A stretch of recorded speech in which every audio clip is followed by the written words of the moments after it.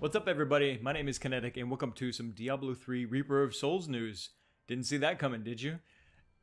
You probably didn't realize, or maybe you forgot, I'm a really big fan of the Diablo games. I covered Diablo 3 when it was first launching in great detail on my old channel, and after the announcement of Reaper of Souls and seeing stuff like the trailer that you guys just watched, my heart melted all over again for that lovable character Diablo and all of his funny little trolling things that he does in Sanctuary against the forces of heaven.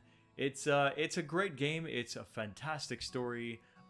It's a bad third installment. Let's not get into that. What we want to talk about, right, is what is Reaper of Souls going to do that is going to make up for all of that, if possible, in the eyes of, hopefully, the majority of Diablo fans. Now, we can only hope for so much, I think, and we should probably keep our expectations low. Even though this is Blizzard, you know, a company well known for just putting out amazing games and stuff like that, they seem to trip up with Diablo 3. I think we deserve to give them, or I should say, we should give them, they deserve a second chance at redeeming Diablo 3, because secretly, don't we all want to see it redeemed? Don't we all want to see, as Diablo fans, Reaper of Souls pick up Diablo 3 and make it into a better installment in the franchise? You know what I mean? There's only so much they can do in a single expansion pack. I've got some details here for you guys and give you, I guess, the rundown of some of the biggest things that probably can be mentioned about Reaper of Souls, and a little bit in detail. But keep in mind, there's just a mountain of it still, even after this. Like smaller details about all kinds of things, right? So just yeah. Take what I got here, and if you're looking for more, definitely check out, of course, the Diablo 3 website or some of their fan sites like Diablo Fans.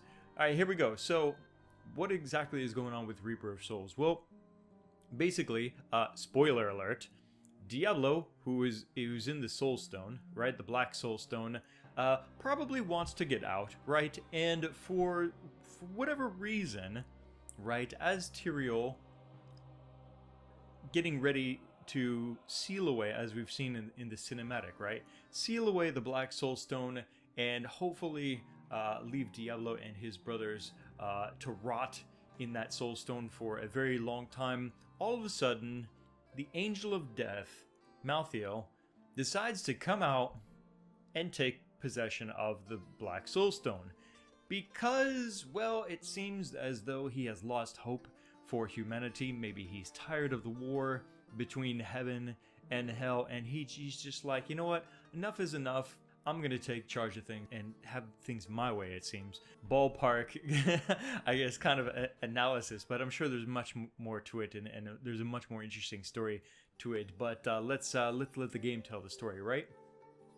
Of course, probably one of the biggest things, aside from the story, is all of the gameplay changes and additions and improvements and stuff like that. We've got a new class, the Crusader, who is a holy warrior, sort of like a paladin, that will be using now a shield, not just as a defensive thing where, you know, it helps reduce the amount of damage that you're taking, but actually use it as a weapon with shield skills. And also the Crusader will be using holy magic, it seems, to perform some really awesome attacks. You probably saw a couple of them there in that little clip. I've got some more videos I'm going to be uploading that'll show more in detail information about the Crusader, even including some stuff that came recently from BlizzCon 2013. So look forward to that. But the Crusader looks really awesome. The testimonials that I've read from people that have played and gotten their hands on the Crusader say that it's just awesome. The power that this new class has, both in close range and long range, because it's going to be a mix of the two. It's a lot of fun, and I'm personally really psyched to play it myself because I love those types of characters in RPGs. What else we got? Actually, well, we've got an official description for the Crusaders. Crusaders are righteous warriors who have been hardened through relentless, brutal combat with the foul evils plaguing Eastern Sanctuary. In addition to wearing immensely heavy armor and wielding a wide range of cruel and punishing weapons, this new playable class uses battle magic to strengthen allies and weaken foes. A natural walking tank with a plethora of mid-ranged melee abilities, the Crusader adds power and versatility to any party of adventurers. Sounds pretty awesome. All of the original classes as well are not going to just be left in the dust of the glory of this new class that's coming about. There's going to be some big changes to all of the classes, the Barbarian, Wizard, Witch Doctor, etc. They're going to be getting their own new skills and things like that, and some new balancing changes to their existing skills and things like that. I think that that's going to be a welcome change for Diablo 3, because right now there's just not a lot of versatility, and there's not a lot of, in my opinion, viable builds that we can choose from for the existing classes. And they're actually going to be taking away from sort of the skills as the center focus of creating builds for your classes in Diablo 3, and instead they're trying to introduce new legendaries, yes, new legendaries, and to rework the existing legendaries, yes, redesign many of the existing legendaries to inspire players to kind of look at these legendaries and go, ooh, I think I can do something with this legendary that's going to maybe empower this skill or something like that, and you start to build builds like that rather than around skills, but instead around your equipment. So I think that that's really, really awesome, and it opens up much more possibilities, I think, for variety and new viable builds and things like that, which is something desperately Diablo 3 needs, I think. We have a new level cap as well. The current level cap is 60. They are going to be bumping it up to level 70, and of course with that means that all of those wonderful level 60 pieces of gear that we've found for our characters will just not have the value that they currently do once the new game launches. There's going to be level 70 gear, new level 70 legendaries and stuff like that will be leaps and bounds more powerful than what is existing in the game right now. And even if you happen to be like this super powered barbarian, for example, or whatever, with infinite whirlwind to destroy foes, don't expect to go through the new Act 5 in Reaper of Souls with that gear, because there's going to be some pretty big power hikes, they say, that will mean that you're going to be looking for new gear to try and progress further and take on these new enemies, these harder enemies. There's actually a lot of new enemies. I'm going to talk about those here pretty soon. Let's talk about the new Loot 2.0 that's coming out for Diablo 3. As many of us know, probably all of us by now know, the auction house is going to be closed soon. As of March, I think, March 2014, they are going to be officially bringing down the auction house. Now, there's going to be some people cheering, there's going to be some people booing about this. My personal feelings about it is that I can see how it's, you know, it was a double-edged sword going in, you know, having an auction house for Diablo 3.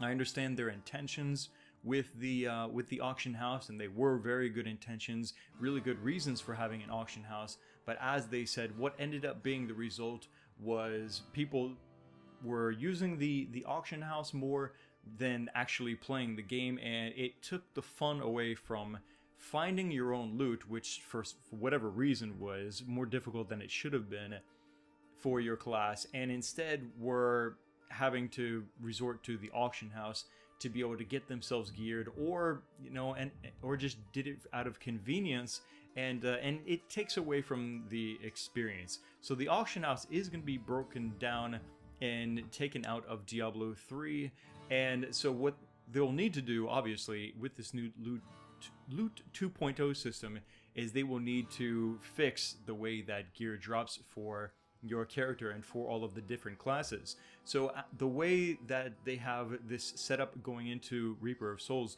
is that for whatever class you are playing, there will be a higher chance for you to pick up equipment that will be suitable for that class. So if you're playing as a barbarian, for example, expect to, not all of the time, right, but expect to have a much higher chance to find gear that is appropriate for a barbarian, which is really great news, I think. In case you find some really strange loot, like maybe you find, let's say, a helmet, and you want to put it on your barbarian. It has fantastic strength, but it also has intelligence, and we know how useless intelligence is for a barbarian, right? Well, we have this wonderful character who is finally making her way into Diablo 3 via Reaper of Souls, the Mystic. She was supposed to be in the game from the start of Diablo 3. They ended up not implementing her into the game. Now she's finally coming in, and to be honest, she's actually going to be providing even better services now than she possibly would have been doing in her first version in Diablo 3. She's going to be doing two really big things. If you find that gear that has crappy stats, for example, you know, stupid combinations like strength and intelligence, you can actually use the Mystic to enchant your gear, which means you can re-roll one of those stats, for example, intelligence, into a stat that will be more useful for your barbarian. That's right, you'll be able to change, for example, a legendary sword's stats to something that will make more sense to whatever class, barbarian or whatever, that you are playing. So that's really, really cool. I can't tell you how many times I picked up gear and it's like, oh snap, I got a new piece of gear, it's awesome, but the stats suck. Like, I can't use this. I don't need dexterity for, you know, for this class or whatever. The enchanting is going to be great for that. And also, what the Mystic will be able to do is transmogrify. This might sound familiar to you guys playing World of Warcraft, which means that you can take the design, the skin of a piece of equipment from maybe your barbarian that was awesome at level 60, and you really like the way maybe this helmet looks or something like that, and you find a new helmet with much better stats, but as ugly as sin. You can transmogrify this piece of gear to keep the stats of the new helmet that's much more awesome in terms of its power and stuff like that, and you'll be able to take the skin and the design of your previously really awesome legendary level 60 helmet and put those together, so you'll have the look of the gear that you want with the stats that you want. And I think that this is really, really cool. I've seen some people kind of like, oh, transmographer, like, come on, really? Like, this is awesome. You can't crap on this. I mean, I think that some of these people, when they get on some of these additions to Reaper of Souls like that, are maybe they want something else. You know, they don't want to be told, you know, about transmogrification when they're really looking for something like ladders or something like that in Diablo 3. We will talk about that ladders here in just a minute. But yeah, so the Mystic is going to be really, really awesome for enchanting and for transmogrification. Speaking of legendaries, there is kind of one thing that is going to definitely maybe give you mixed feelings, but there's good reason for it. Legendaries are going to be soulbound. We don't know if they're going to be account bound, and the difference is soulbound means, let's keep going with the barbarian helmet, right? If the barbarian finds the helmet or something like that, it's going to be soulbound to him, right? So if he's out adventuring or whatever and he finds this loot or something like that, it's his. He can't give it to his buddy or anything like that. You know, if he doesn't need it anymore or something like that, his buddy will have to get his own helmet. However, account bound may mean that if you, for some reason, have two barbarians, then you can take that helmet and you can give it to your own barbarian, a second barbarian or something like that. But that's to be decided. So what's the deal with this, though? Why bind equipment to characters and things like that? Well, part of, again, we're kind of talking about the experience of Diablo and of action RPGs in general, which is going out, kicking ass, and finding awesome loot, right?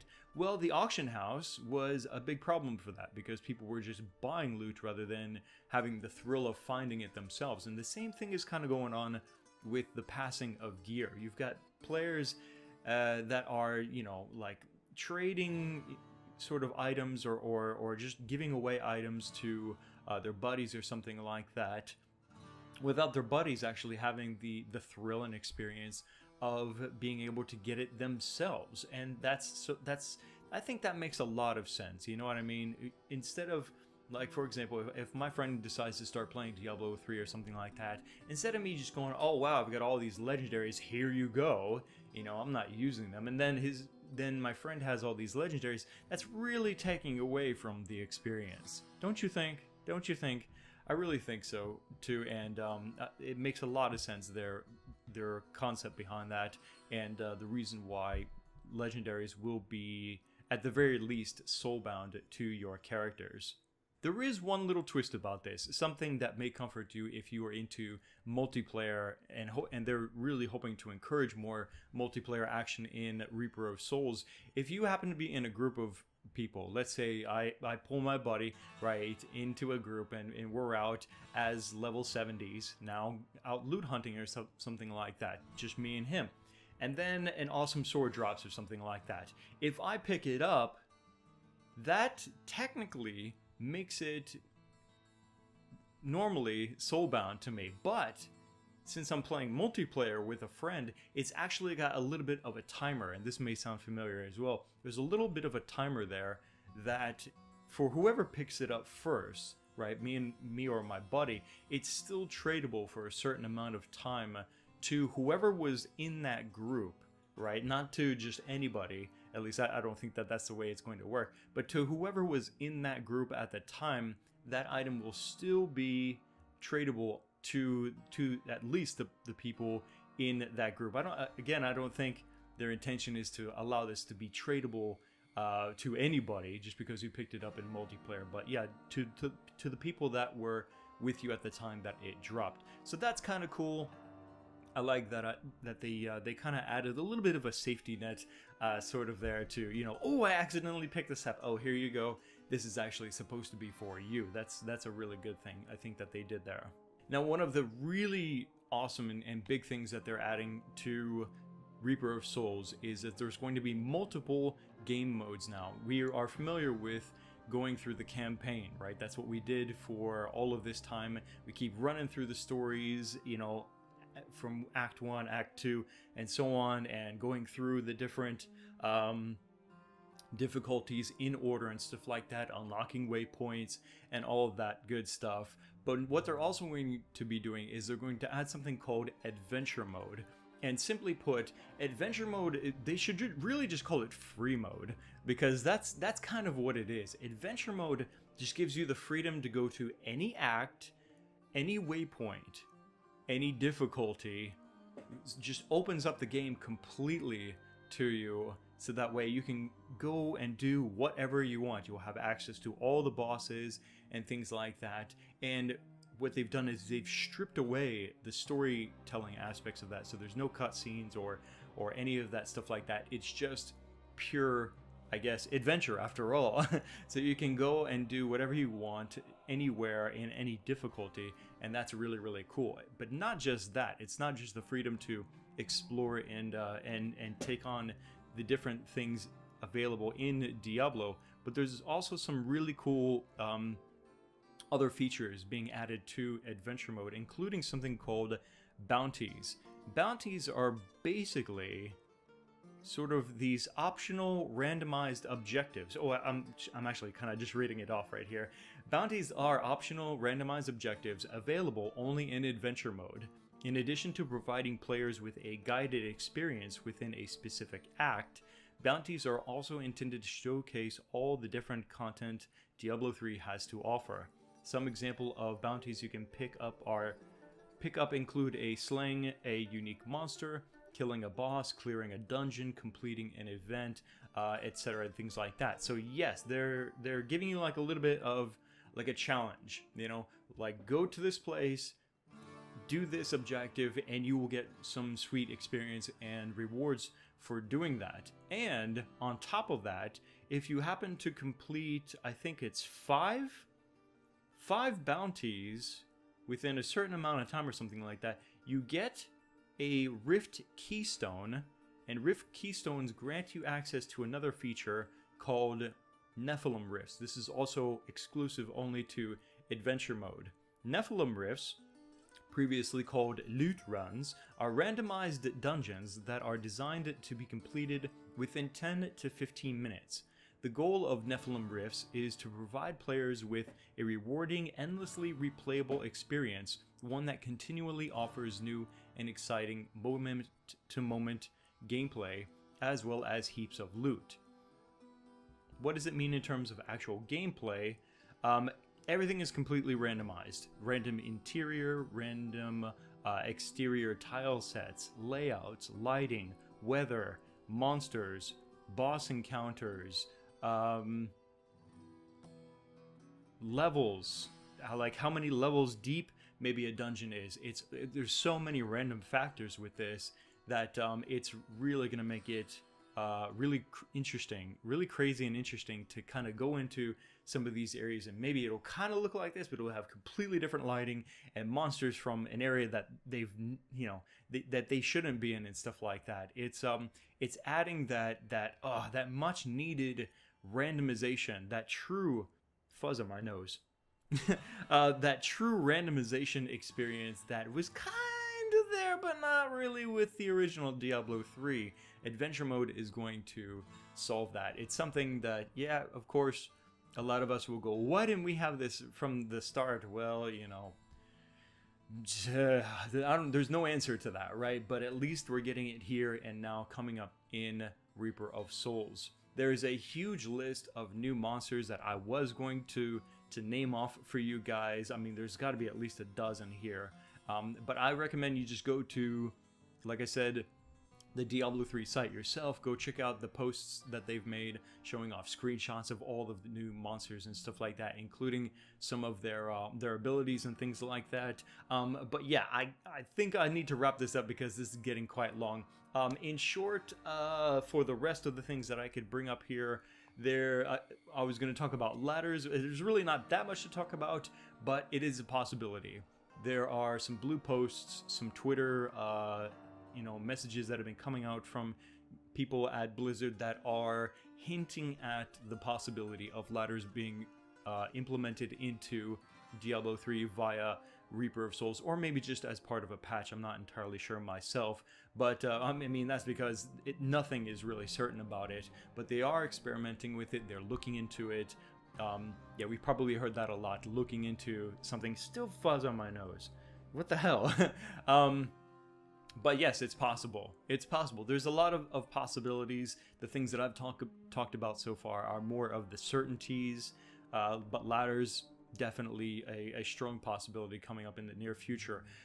There was no real mentions, though, unfortunately, about what are they going to do with PvP. Are they adding it into the game anytime soon?